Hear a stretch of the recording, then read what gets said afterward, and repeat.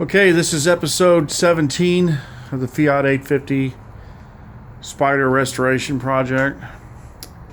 And I wanted to show you where we are, what we got done here.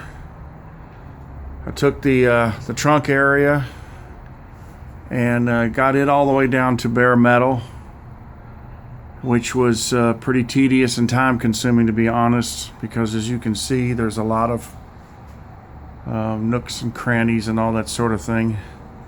Had to get up underneath that apron, up underneath there. Also had to make a repair across the bottom of that bar that goes across right there.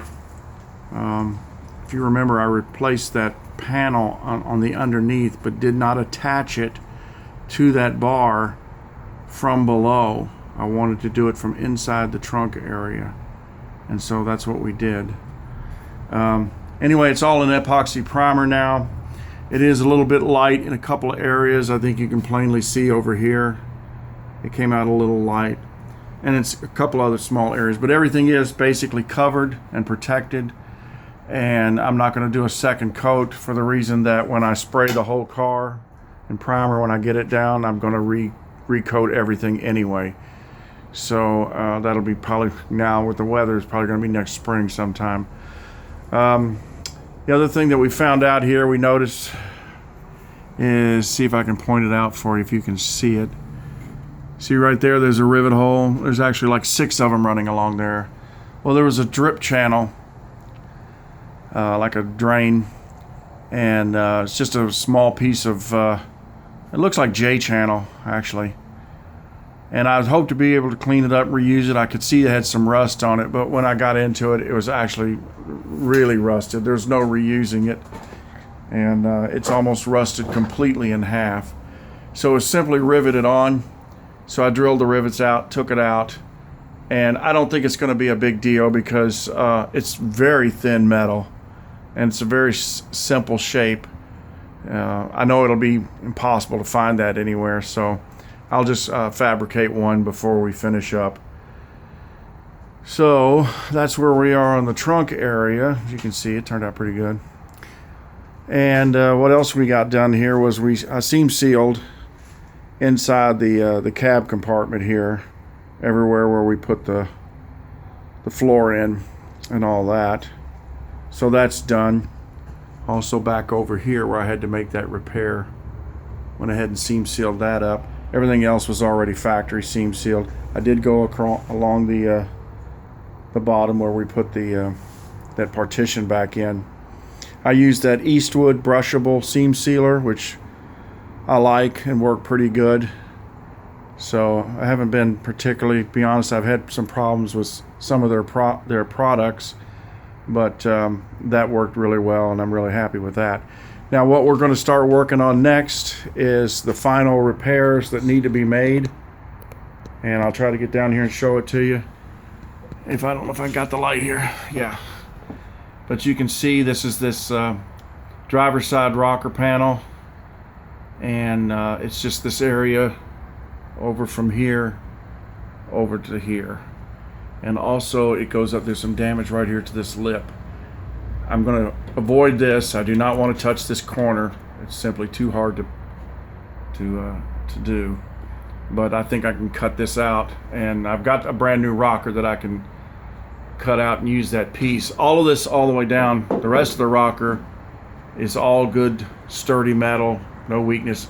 There is a repair in the front fender there, down there by the door jamb. That's identical to the damage that was on the other side, if you remember. So we're going to take that out. I want to pour 15 that rust and then make the repair.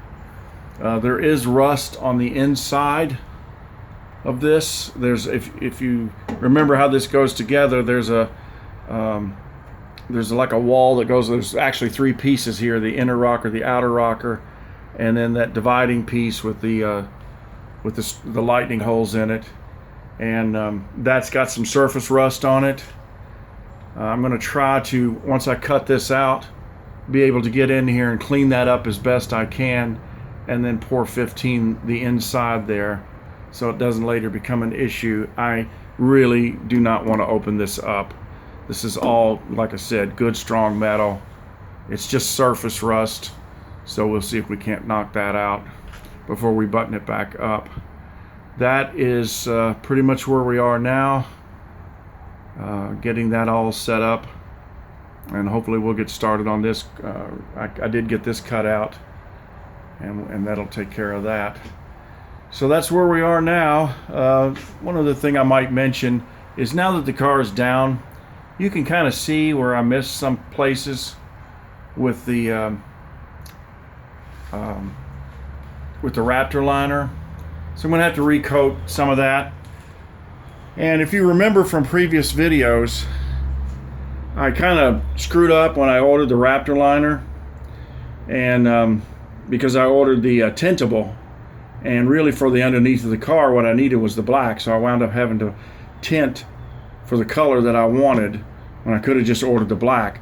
Well, that might turn out to be a good thing that I messed up like that, because I still have 2 full bottles of that Raptor liner, and since it is tintable, what I'm thinking of doing is really Raptor lining this whole area up inside of here. Say, you know, from this wall forward, maybe up to that line there. I don't want to do these shelves or this windshield washer area up here, this wiper compartment.